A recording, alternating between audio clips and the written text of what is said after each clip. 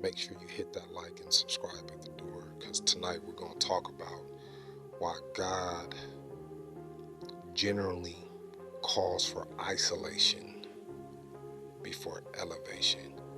If you've been spending more time alone lately, this video is for you. Most people think isolation means something is wrong, but in reality, God often pulls you away from noise so he can rebuild you in silence. Being alone isn't weakness, it's transformation happening under cover. Let me tell you something. You're not falling off. You're leveling up in a way that the world can't see yet. And I know it doesn't seem like it feels that way right now. It feels like you're being left behind. Like everybody else is out here living their best life. But that's not what's really happening. What's happening is God is doing surgery.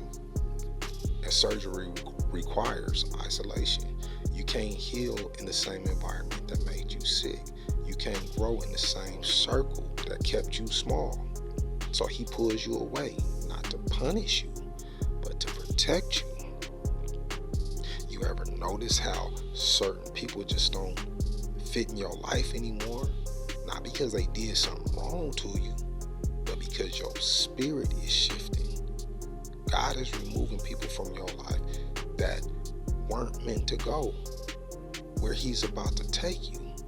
And I'm not just talking about enemies. I'm talking about friends, good people, people you love, but they're not aligned with the version of you that's being built right now. And if you're honest, you can feel it. You feel drained around them. You feel like you gotta perform. You feel like you can't be real. That's your spirit telling you straight up, this season is a wrap. You used to love being around people. Now it feels heavy. Not because you're depressed, not because something is wrong with you, because you're becoming more aware. You're starting to see energy. You're starting to feel intentions.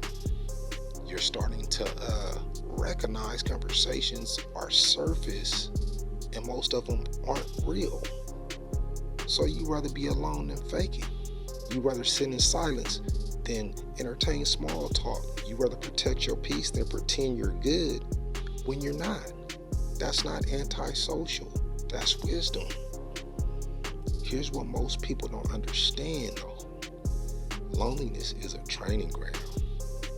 It's where God teaches you how to stand alone, how to be whole without needing validation from others, how to find peace in your own company, because the truth is most people are terrified of being alone. They need constant noise, constant distraction, constant company, not because they love people, because they're running from themselves. But you're being forced to sit by yourself, to face your thoughts, to deal with your pain, to confront your patterns. And that's uncomfortable. But it's also necessary, because you can't become who you're meant to be if you're still running from who you are. You gotta face yourself, man. In solitude, clarity comes. Not immediately, but eventually. Because when you remove the noise, when you remove the opinions, when you remove the distractions, you finally hear yourself. And more importantly, you hear God. Not in a loud booming voice, in the stillness, in the knowing, in the peace that comes when you stop forcing things and start trusting the process. Man, I'm speaking on it. Solitude also develops confidence, not the loud, arrogant kind, the quiet, unshakable kind, the kind that comes from you knowing you don't need anyone to validate you. You don't need a crowd to feel worthy. You don't need constant attention to know you matter. You just know because you spent time with yourself. You've built a relationship with yourself. You've learned to love yourself, and you love who you're becoming. That's solid. The most solid thing you can do for you. And solitude develops emotional strength, because when you're alone, you can't run from your feelings. You can't numb them with distractions. You can't bury them in busyness. You gotta feel everything, and that's terrifying. But over time, you start realizing feelings don't kill you. They just pass through. The stronger you become by processing it, feeling it, you just become a different person. And that's the doorway to purpose. Because purpose ain't found in the crowd. It's found in silence. Moses was in the wilderness for 40 years before God used him. Jesus spent 40 days in the desert before his ministry began.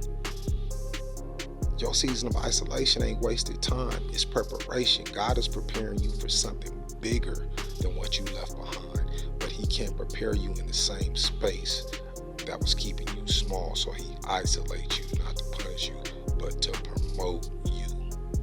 Isolation also forces discipline, because when you're alone, nobody's watching, nobody's holding you accountable, nobody's checking on you. It's just you and your choices. And that's when you really find out who you are. That's when you see how disciplined you are when nobody's cheering for you, how consistent you are when nobody is watching, how much you're building when nobody is noticing. That's the test, and if you pass it, you become unstoppable. And finally, isolation is the doorway to healing, because healing requires space from the people who hurt you, space from the environments that drained you, space from the versions of you that you're outgrowing. And in that peace, God rebuilds you, not into who you were, but into who you're meant to be. Proverbs 19:8 says to acquire wisdom is to love yourself. People who cherish that, they understand and they'll prosper. You gotta love yourself. You gotta get to know yourself. Stop running from yourself.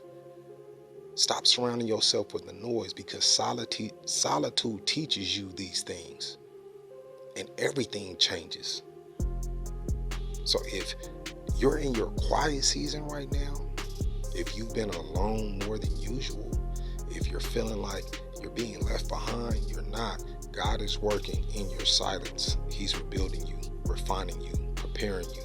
And when he's done, when you finally step back into the world, you're not going to be the same person that you left as. You're going to be stronger, clearer, more confident, more disciplined, more healed. And the people who didn't understand that reason for separation, they're going to see it, because instead of telling them, you showed them. It's okay to be alone. It's okay to need space. It's okay to separate yourself from people who no longer align with where you're going. It's okay to protect your peace.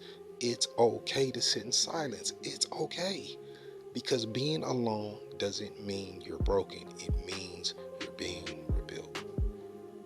So stop feeling guilty for needing solitude. Stop apologizing for distancing yourself. Stop thinking something's wrong with you, because you'd rather be alone than surrounded by the wrong people. Nothing's wrong with you. You're transforming. And transformation doesn't happen in the crowd. It happens in quiet. So learn to embrace it. Trust the process, and know that when this season is over, you'll understand why it had to happen. Lock in. All gas, no breaks. And if you're in your quiet season right now, just know we building a tribe of men who understand that being alone is a part of their journey. Subscribe. We healing in silence, but we emerging stronger. And like I told you at the beginning, we got the shadow work journal in the description. Support the channel. We got the habit stacking journal in the description. Support the channel, man. Do the inner work. The only person you really got to face at the end of the day is yourself. So stop running from yourself. I love y'all, man. Thanks for watching. Thanks for giving me your time. Leave me a comment, man, if this hit you in your chest. Stay locked in. All gas. No breaks. Peace.